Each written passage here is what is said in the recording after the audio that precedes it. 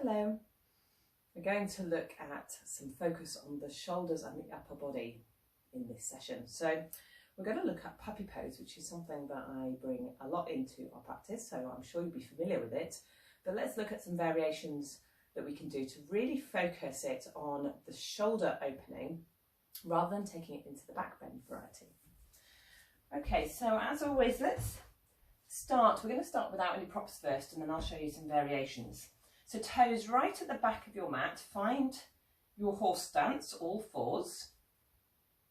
Now, first of all, let's make sure that we've got some engagement in the lower part of your legs. Now, if your all fours tends to look like this, so that the ankles don't allow that plantar flex, they don't like to flex in that direction, I'd suggest you roll up a little blanket or something underneath the front of your ankles here, because this can just really help to allow you to press a little bit more into those shins. So once you're comfortable, start to walk the hands forwards, and we're going to start by taking them reasonably wide, so little fingers on the edge of your mat. Tuck your chin in first, and then start to allow the forehead to come to the mat.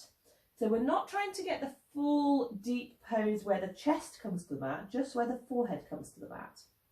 Again, if the forehead doesn't reach the mat, we can use a block here. So that's a nice variation.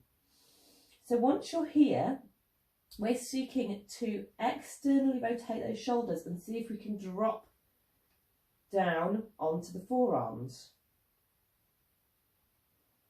See how that feels. So we're feeling a broadening of the back here. Okay, so I'm going to show you another variation using the blocks. So if you've got a couple of blocks, or you can stack one up in this direction, bring your hands either onto the blocks like this. So you can do them wide. Let's start with them wide to start with, actually. Nice wide base.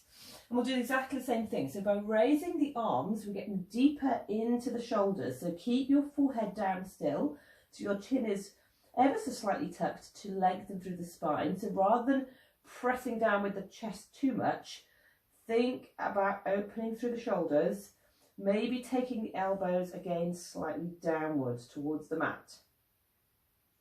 And see how that feels. So you can experiment with the height of your blocks. You could bring them up a little bit higher, and you can rotate your arms outwards and come onto the outside edge of your arms. So you could do this.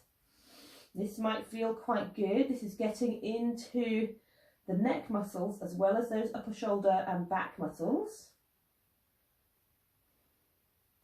And then finally, I'm just going to show you how we can do this using the wheel. So those who have a wheel, again, you can see this is quite a bit taller, but what we can do with the wheel is the same thing with the blocks, but you're rolling it away to allow your forehead to come down. So in this variation, we are resisting sending the chest down. So if I was to send my chest down, it would come into a back bend, which might feel really nice on the lower back, but because we're focusing on the shoulders, we're drawing that belly button ever so slightly up, and then allowing that forehead to come down, and that's going to direct the stretch into the upper part of your back and your shoulders.